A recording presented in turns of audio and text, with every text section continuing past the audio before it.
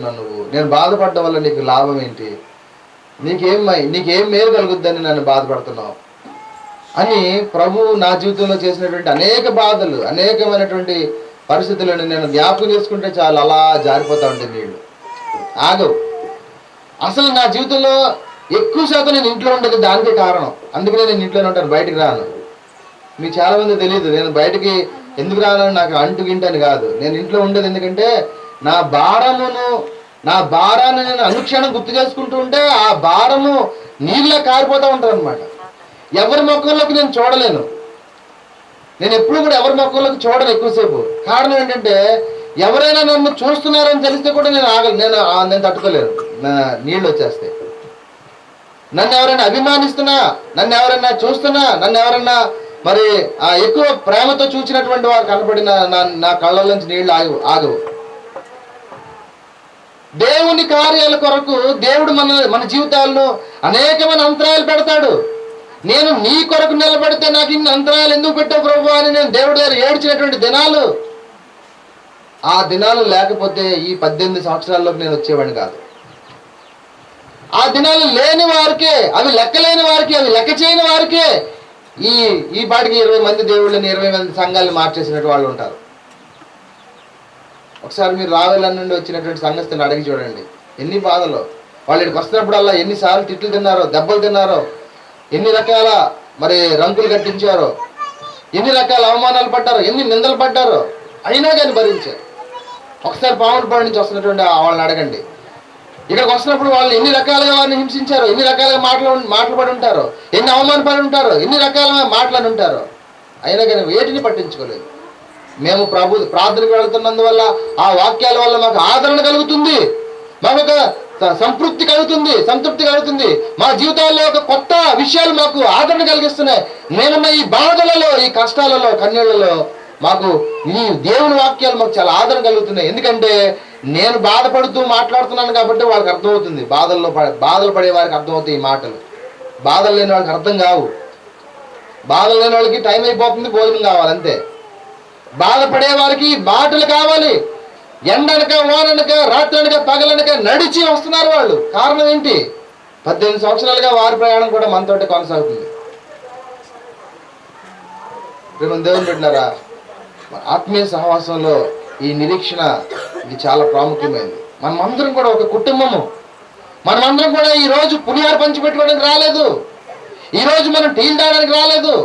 ఈరోజు మనము ఏదో ఇక్కడ ఒకరినొకరు అభినందించుకోవడానికి రాలేదు. మనము ప్రభు యొక్క దినము వరకు ప్రయాణించడానికి వచ్చినటువంటి వారము. ఇది టెంపరీ రిలేషన్ కాదు. ఇది ఏదో ఆ ఒక పూట కొరకు కలుపుకునేటువంటి రిలేషన్ కాదు. ఇది దేవుని యొక్క సుదీర్ఘమైన ప్రణాళిక, చిరకాల ప్రణాళిక. దేవుని బిడ్డారా, దేవుని చేతిలో మనం ఉన్నాం. అందుకని అంటాడు, మనం యేసును మరి ఆయన తిరిగి లేచాడని మనం నమ్మాలి. యేసు చనిపోయి మృతి చెంది తిరిగి లేచాడని మనం నమ్మినాడలా అదే ప్రకారముగా యేసునందు నిద్రించిన వారిని కూడా దేవుడు ఆయనతో కూడా వెంట పెట్టుకుని వచ్చాడు. తర్వాత చూడండి, ఇప్పుడు అసలు విషయంలో చూద్దాం. మేము ప్రభు మాటను బట్టి మీతో చెప్పుతున్నదేమనగా, ప్రభు రాకడ వరకు సజీవులమై నిలిచుండు మనము నిద్రించిన వారికంటే ముందుగా ఆయన సన్నిధిని చేరము. అంటే నిద్రించిన వారికంటే, మనకంటే ముందు చనిపోయి సమాధులలో నిద్రపోతున్నటువంటి వారికంటే ముందుగా మనము ఆయన సన్నిధికి వెళ్ళాం. ఎందుకంటే వారు ప్రయారిటీలో ఉన్నారు, వారు క్యూలో ఉన్నారు, వారు ముందుగానే వారి యొక్క అప్లికేషన్ పెట్టుకుని ఉన్నారు. కాబట్టి ప్రభు యొక్క రాకడలో ఎవరు క్రైస్తవులని పరలోకం నుంచి చూస్తే ప్రభునందు విశ్వాసం నుంచి చనిపోయి నిద్రపోతున్నటువంటి వారి అప్లికేషన్ ముందు వస్తుంది. కాబట్టి మనకంటే ముందు వారు ప్రభు రాకడ వరకు సజీవంగా నిలిచి మనము ముందుకు నిద్రించిన వారికంటే ముందుగా ఆయన సన్నిధిని చేరము. ఆర్భాటముతోను, శ్రద్ధగానండి, ప్రధాన దూత శబ్దముతోను, దేవుని బోరతోను పరలోకం నుండి ప్రభు దిగివచ్చును. క్రీస్తునందుండి మృతులైన వారు మొదట లేతురు. ఇది ప్రాముఖ్యమైన విషయం. ఇందాకేమన్నాడు? యేసు మృతి పొంది తిరిగి లేచినని మనం నమ్మినలా అదే ప్రకారం యేసునందు నిద్రించిన వారిని దేవుడు ఆయనతో కూడా వెంట పెట్టుకుని వచ్చిన అన్నాడు. ఇప్పుడు ఏమన్నాడంటే, క్రీస్తునందుండి మృతులైన వారు మొదట లేతురు. యేసు యొక్క మరణ పునరుద్ధాలను చూచి క్రీస్తు యొక్క రెండవ రాకడ కొరకు నిరీక్షించడం అనేది ఈ యొక్క విశ్వాస జీవితంలో ఉన్నటువంటి గొప్ప మర్మము. యేసును చూచి క్రీస్తుని విశ్వసించాలి. అర్థమవుతుందండి? యేసు క్రీస్తు ఒక్కటని మనం కలిపేసుకుంటున్నాం. కానీ యేసు ఈ లోకంలో పుట్టినవాడు, ఈ లోకంలో సంచరించిన వాడు, ఈ లోకంలో చనిపోయిన వాడు, ఈ లోకంలో పునరుద్ధరణైనటువంటి వాడు. క్రీస్తు రేపు రాబోయేటువంటి ఈ క్రైస్తవ శకానికి నాయకత్వం వహించబోయేవాడు. కాబట్టి ఆ క్రీస్తును మనము ఇప్పుడే విశ్వసించగలగాలి. అందుకనే ఆ రోజున కూడా మరి యేసు ప్రభు మీద నేరారోపణ చేసినప్పుడు నువ్వు క్రీస్తువా అని అడుగుతారు. అంటే అవును నువ్వు అన్నట్టే అంటాడు ప్రభు. అంటే క్రీస్తు అని వారు నమ్మడానికి ఇష్టపడక, ఇదిగో మాకు వేరే సాక్షులతో పని లేదు, ఈయన క్రీస్తు అని ఒప్పుకున్నాడు. ఏ క్రీస్తుని? అంత్యదినమున రాబోయే క్రీస్తుని నేనేనని ఒప్పుకుంటున్నాడు. కాబట్టి మనుషులందరికీ నిరీక్షణను ఈయన తప్పు పట్టిస్తున్నాడు. కాబట్టి ఈయన సిలువేసేయండి అని చెప్పి ఆ దినమున పొందు పిలాతు దగ్గర వారు తీర్మానం చేశారు. ఏ క్రీస్తు కొరకు? ఈ ఎదురు చూచుచున్న క్రీస్తు, రెండవ రాకడ కొరకు మనం ఎదురు చూచుచున్న క్రీస్తు. అందుకనే యేసువులు కాదు, మనం క్రైస్తవులు అయ్యాం. అంటే మన ప్రయారిటీ ప్రకారం పరలోకం నుండి మనకు పిలుపు వస్తుంది. క్రైస్తవులు అంటే పరలోకం నుండి మన కార్డు తీయగానే ప్రభు యొక్క నామంలో మృతి చెందిన వారు, క్రీస్తు నుండి మృతులైన వారు మొదట లేస్తారు. అంటే మన అప్లికేషన్ ముందు వస్తుంది. ఆ పరలోకం నుంచి చూసే వరకేమో క్రీస్తు, భూలోకం నుంచి చూసే వరకేమో యేసు యొక్క అనుచరులు. కానీ మనం యేసు యొక్క అనుచరులు కాదు, ఇప్పుడు క్రీస్తు యొక్క అనుచరులు క్రైస్తవులు. అంటే చాలా మందికి ఈ విషయం తెలియదు. ఆది సంఘంలో ఆది అపోస్తలులు ఎక్కడ బోధ చేసిన, అపోస్తల కార్యములలో మనం ఎక్కడ బోధ చేసిన వారి బోధలలో చూస్తే చూడండి, 2వ అధ్యాయము 36వ వచనం, మీరు సిలువ వేసిన ఈ యేసునే దేవుడు ప్రభువుగాను క్రీస్తుగాను నియమించాను అని అక్కడ రాయబడి ఉంది. ఏమన్నాడండి? మీరు సిలువ వేసిన ఈ యేసునే దేవుడు ప్రభుగాను క్రీస్తుగాను నియమించాను. క్రీస్తు అంటే రాబోయే క్రీస్తును ఈయన దేవుడు నియమించాడు. ఇంకొక అవకాశం లేదు. ఈ క్రీస్తు ఈయనే, ఈ యేసునే, మీరు సిలువ వేసిన ఈ యేసునే దేవుడు ఏం చేశాడండి? ప్రభుగా, మరలా క్రీస్తుగా, పరలోకంలో మనల్ని పాలించే ప్రభువుగా, ఈ లోకంలో నుండి మనల్ని పరలోకానికి తీసుకుని వెళ్ళేటువంటి క్రీస్తుగా నియమించాను. అందుకనే క్రీస్తు యొక్క అనుచరులు మనం క్రైస్తవులు. అంటే యేసువులు కాదు, మనం క్రైస్తవులు. ఆది సంఘంలో బోధంతా ఇదే. వారు ఎక్కడ ప్రకటించినా కానీ వారి యొక్క బోధలో ఇదే ఎక్కువ కనబడుతుంది. చూడండి 5వ అధ్యాయము మళ్ళా ఇదే అపోస్తల కార్యములు 5:42 చదువుకుందాం. చూడండి, ఆ నామము కొరకు అవమానం పొందుటకు పాత్రులమని ఎంచబడినందున వారు సంతోషించుచు మహాసభ ఎదుట నుండి వెళ్ళిపోయి ప్రతిదినము దేవాలయములలోను ఇంటింటను మానక బోధించుచు యేసే క్రీస్తుని ప్రకటించుచు ఉండిరి. ఏమన్నాడండి? యేసే క్రీస్తుని ఎక్కడెక్కడ? దేవాలయములలోను ఇంటింటను మానక ఏం చేస్తున్నారంటే వారు ఏం చేస్తున్నారు? తర్వాత 18వ అధ్యాయం అపోస్తల కార్యములు 5-6 వచనాలు, సీలయు తిమోతియు మాసిదోనియా నుండి వచ్చినప్పుడు పౌలు వాక్యము బోధించుటయందు ఆతురత గలవాడై యేసే క్రీస్తుని యూదులకు దృఢముగా సాక్ష్యమిచ్చుచుండెను అని రాయబడింది. సరే, ఏమని సాక్ష్యమిస్తున్నారండి? ఆది సంఘంలో వారి బోధలో ఉన్నటువంటి ముఖ్య అర్థం ఏంటి? యేసే క్రీస్తుని వారు దృఢముగా సాక్ష్యమిచ్చుచున్నారు. సరే, మనము యేసును క్రీస్తుగా ఒప్పుకున్నాం, రాబోయే క్రీస్తు కొరకు నిరీక్షిస్తూ ఉన్నాం. అంటే మనం అందరం కూడా ఎంత అడ్వాన్స్డ్గా మనము మరి విశ్వాసంలో ఉన్నాం ఒకసారి ఆలోచించేయండి. అందుకనే 1 దశలోని పత్రికలో పౌలు భక్తుడు ఇలా రాస్తున్నాడు 4వ అధ్యాయంలో 17వ వచనం, కాబట్టి క్రీస్తునందుండి మృతులైన వారు మొదట లేతురు, ఆ మీద సజీవులుగా నిలిచి ఉండి మనము వారితో కూడా ఏకముగా ప్రభువును ఎదుర్కొనుటకు ఆకాశ మండలమునకు మేఘముల మీద కొనుక్కోబడుదుము. సరేండి, ఆ తర్వాత మనం ఏమవుతామంటండి? మనం సజీవులుగా నిలిచి ఉండి మనము వారితో కూడా ఏకముగా ప్రభువును ఎదుర్కోవడానికి ఆకాశ మండలమునకు మేఘముల యందు కొనుక్కోబడుదుము. అంటే ఆయనతో పాటు మనము ఆకాశం మీద మేఘాల మీద మరి పరలోకానికి తీసుకుని వెళ్ళబడతాం. అందుకనే ప్రభు తన యొక్క వాక్యంలో మాట్లాడుతున్నాడు. ఏంటంటే ఈ రోజు మనం చదువుకున్నటువంటి యోహాను సువార్త 6వ అధ్యాయంలో అందుకనండి అంత్యదినమున వారిని లేపుటే నన్ను పంపిన వాని చిత్తమైనది. కుమారుని చూచి ఆయన విశ్వాసం నుంచి ప్రతివాడు నిత్యజీవం పొందుటే నా తండ్రి చిత్తము. అంత్యదినమున నేను వారిని లేపుదును. తర్వాత 42 వచనం, నన్ను పంపిన తండ్రి వారిని ఆకర్షించితేనే గాని ఎవడును నా యొద్దకు రాలేడు. అంత్యదినమున నేను వారిని లేపుదును. సరే, అంత్యదినమున లేపుతాం ప్రభు పని. ఇక్కడ యేసుగా చెప్తున్నాడు, అంత్యదినం వచ్చేటువంటి క్రీస్తు గురించి మీరు విశ్వాసం ఉంచమని చెప్తున్నాడు. అందుకనే ప్రేమ దేవుని బిడ్డలారా, క్రైస్తవ్యంలో ఒక గొప్ప అమరిక, గొప్ప గొప్పతనం ఏంటంటే, మనం ఈ లోకంలో చనిపోయిన తర్వాత మనం సమాధులలో కూడా ప్రత్యేకంగా దాయబడుతున్నాం. సమాధులలో కూడా ప్రత్యేకంగా మనల్ని దాస్తున్నారు. మన సంఘ పితరులు, మన సంఘ నాయకులు, మన సంఘ సభ్యులు, మన తోటి క్రైస్తవ సంఘస్థులు, క్రీస్తు యొక్క విశ్వాసులు, క్రీస్తుల కొరకు నిరీక్షణ కలిగినటువంటి వారైన మనం అందరం కూడా చనిపోతే వారిని ఒక చక్కని పెట్టెలో పెట్టి ఆ మట్టిలో పెడుతున్నాం అన్నమాట. కారణం ఏంటంటే, వీరు మళ్ళా తిరిగి ఆ ఎండిన ఎముకలు, ఆ యొక్క మాంసము, ఆ శరీరము అంతా కూడా మళ్ళా మహిమగా మార్చబడుతుంది కాబట్టి, వారు లేపబడుతున్నారు కాబట్టి మళ్ళా మనం అందరం కూడా ఏమవుతున్నామండి? సజీవులుగా లేపబడుతున్నాము. మహిమ శరీరాన్ని కలిగి లేపబడుతున్నాము. మరణము లేని నిత్య జీవితాన్ని మనము ప్రభుతో పాటు సంపాదించుకుంటున్నాం. అందుకనే క్రైస్తవులు అని మనం పిలువబడుతున్నాం.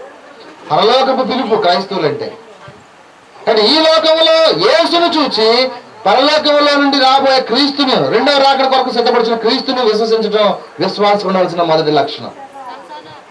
ఇంకోటి ఏంటంటే, క్రైస్తవ సంఘాలు చేయాల్సిన ఇంకో పని ఏంటి చెప్పరా? చాలా ప్రాముఖ్యమైన మాట చెప్పి నేను ముగిస్తాను. చాలా మంది క్రైస్తవేతరులలో చాలా మంది చనిపోయినటువంటి వారు, ప్రభుని విశ్వసించి చనిపోయినటువంటి వారు రెడ్డిల్లో కానీ, చౌదరీస్లో కానీ, ముస్లిమ్స్లో కానీ చాలా మంది ఉన్నారు.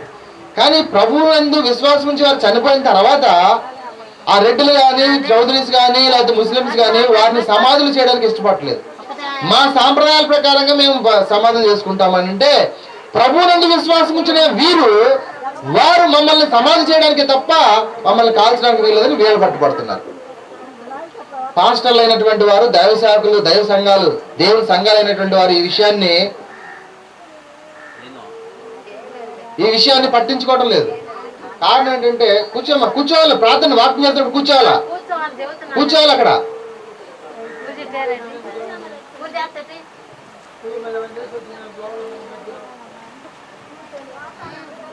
దేవుని యొక్క నామములో క్రైస్తవ సంఘాలు చేయవలసిన పని ఏంటంటే, మీ తలకి లడ్డాలు తీయాలి, కూర్చోాలా.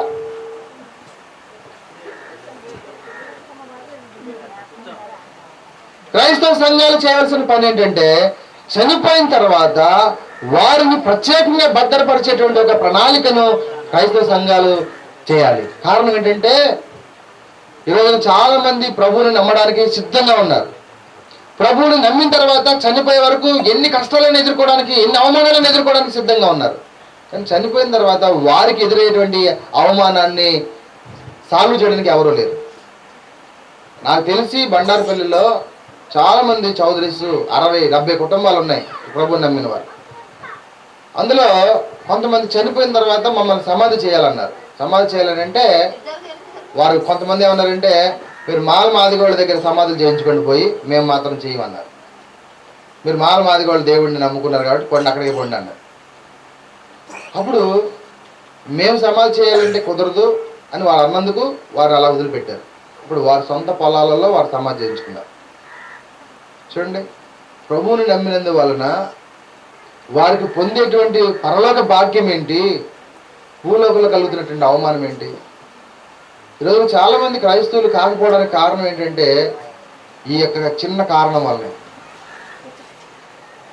దేవుని బిడ్డలారా, క్రైస్తవ సంఘాలు, క్రైస్తవ నాయకులు, క్రైస్తవంలో ఉన్నటువంటి ప్రాముఖ్యమైనటువంటి విషయాన్ని మనం ఎప్పుడైతే మనం దీనికి సొల్యూషన్ మనం తీసుకొస్తామో, సాల్వ్ చేస్తామో, ప్రపంచంలో చాలా మంది ప్రభువుని నమ్ముకోవడానికి ఈ రోజున సిద్ధంగా ఉన్నారు. ఎక్కడ మీటింగ్లు పెట్టినా అక్కడికి వెళ్ళేది ఎవరు అనుకుంటున్నారు? క్రైస్తవేతరులే. ఎక్కడ కాకనీలో కానీ, యేసన్న గారి మందిరంలో కానీ, ఇంకెక్కడికైనా నువ్వు మీటింగ్లు పెట్టినప్పుడు అక్కడికి వచ్చేటువంటి వారందరూ కూడా క్రీస్తుని నమ్మినటువంటి క్రైస్తవేతరులు, అన్య కులాలలో, అన్ని మతాలలో ఉన్నటువంటి వారు. మరి ఒక వర్గానికి సంబంధించినటువంటి వారని చెప్పడానికి లేదు, అన్ని రకాల వారు కాకని తోట దగ్గరికి వెళ్ళండి, అన్ని రకాల వారు ఆడికి వస్తారు. కానీ వారు ప్రభువుని తమ రక్షకుడిగా అంగీకరించినందుకు వారు రేపు చనిపోతే వారిని సమాధి చేయాలా, కాల్చాలా, మేం చేయం, మీరు అడ్డుపోయారు, మేము రాము, మేము పట్టించుకోము, మీరు పట్టించుకోరని వాళ్ళ శవం మీద రాజకీయాలు చేస్తుంటే వారు ఆ బాధను ముందు చూసి ఆ బాధ ఎందుకు రప్పించుకోవాలని చెప్పి చాలామంది అలా ఎటు వెళ్ళాలో తెలియక అలా ఆగిపోయారు. కాబట్టి ప్రియమైన దేవుని బిడ్డారా, ఇది నాన్న క్రైస్తవులకు ఒక ప్రత్యేకమైనటువంటి ఈ అవకాశం దేవుడిచ్చింది. ఏంటంటే వారు చనిపోయిన తర్వాత చక్కగా సమాధి పెట్టిలో పెట్టుకొని వారు ప్రత్యేకంగా దాయపడుతున్నారు. కారణం ఏంటంటే వారు లేపబడేవారు, వారు మరలా తిరిగి లేచేవారు. అందుకని ప్రభు అన్నాడు, అంత్యదినమున నేను వారిని లేపుతాను, అంత్యదినమున నేను వారిని లేపుతాను. ఈ మాటలు విన్నా ఎవరైనా సరే సమాధి చేయించుకోవడానికి ఇష్టపడతారు.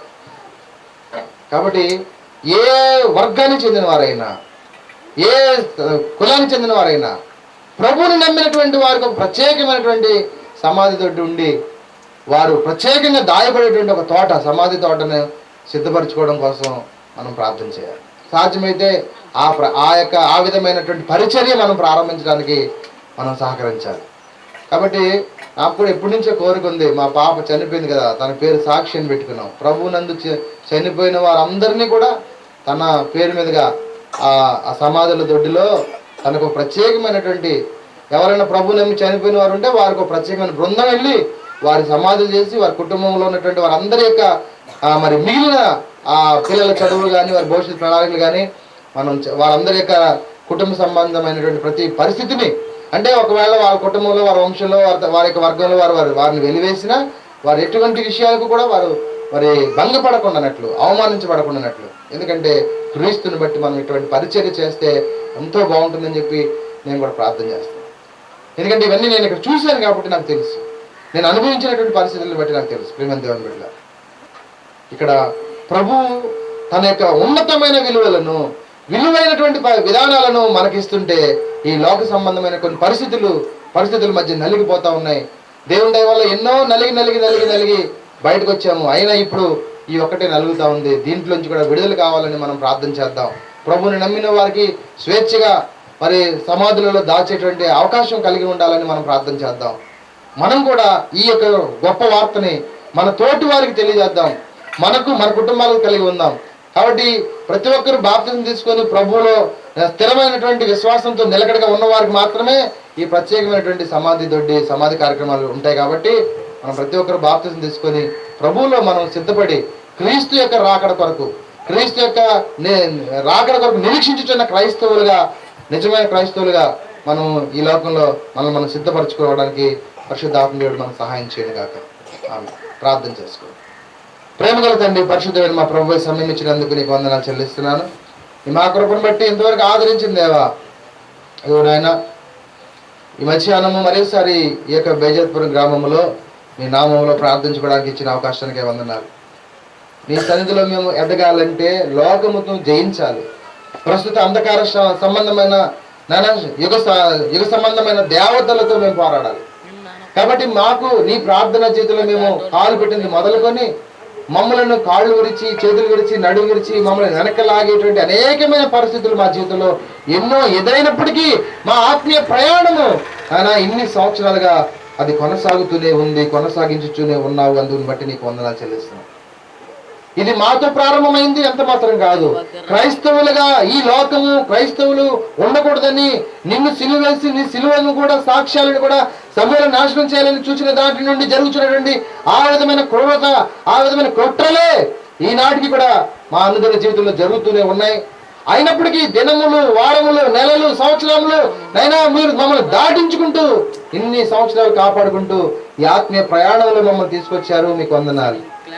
అలాగనే మాకు ఈ యొక్క పరిస్థితుల రీత్యా ఎవరు కూడా ఎటువంటి మరి ద్వేషభావాలకు వెళ్లకుండా ఎవరి స్వేచ్ఛను వారు దక్కించుకుంటూ వారు పొందుకునేటువంటి ఆ యొక్క స్వేచ్ఛ అనుభవంతో కూడినటువంటి సమాధులు కానీ, ప్రార్థనాలయాలు కానీ, ప్రార్థన సహవాసాలు కానీ, స్వేచ్ఛాయుతమైనటువంటి కార్యక్రమాలు చేసుకోవడానికి మాకు అవకాశం కలిగించండి.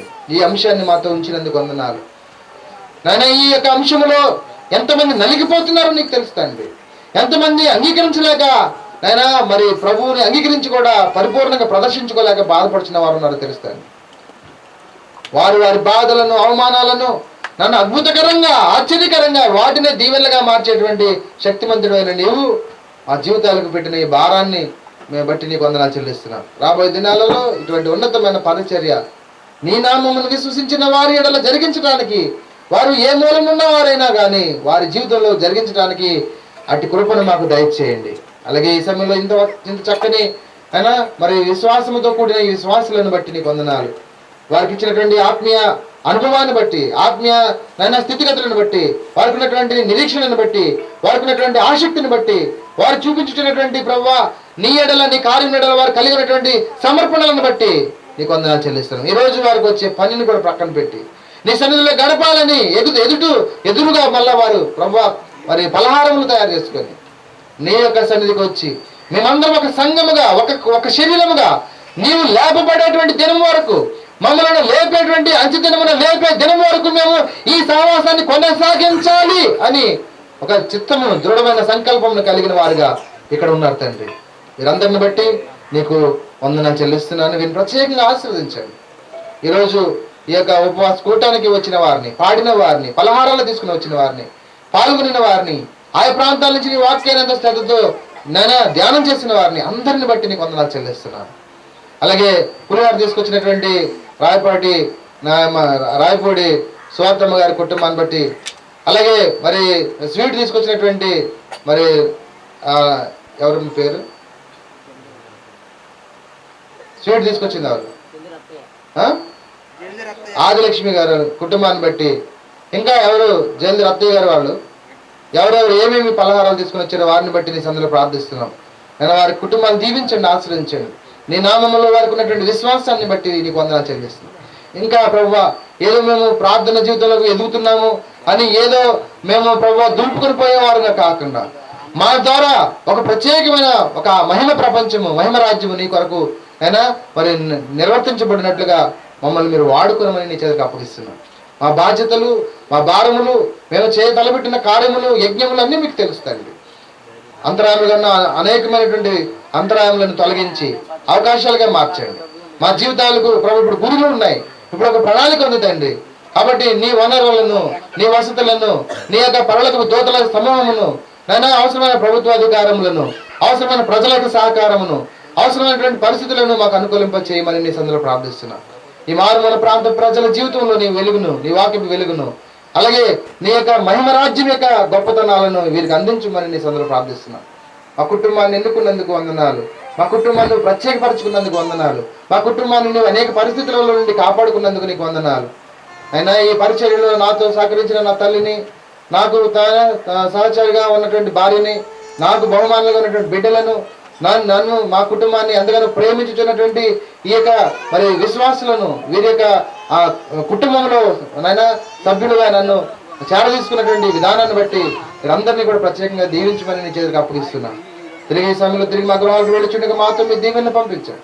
వినిన వాక్యం మా హృదయంలో భద్రపరచమని యేసుక్రీస్తు ద్వారా వేడుకొంచున్నాను. పరలోకం వందన మా తండ్రి, నా పరిశుద్ధపరచబడింది కాక, మీ రాజ్యం వచ్చింది కాక, మీ చిత్తం పరలోకం నెరవేర్చిన కాక, మా నిద్రాహాన్ని మేము దయచేయము, మళ్ళీ అభివృద్ధి చేసి క్షమించిన ప్రకారం క్షమించు, మున్సిపాలిటీ దగ్గర దృష్టిని తప్పించము, రాజ్యం శక్తి మహిమ నియంత్రణ ఉన్న తండ్రి.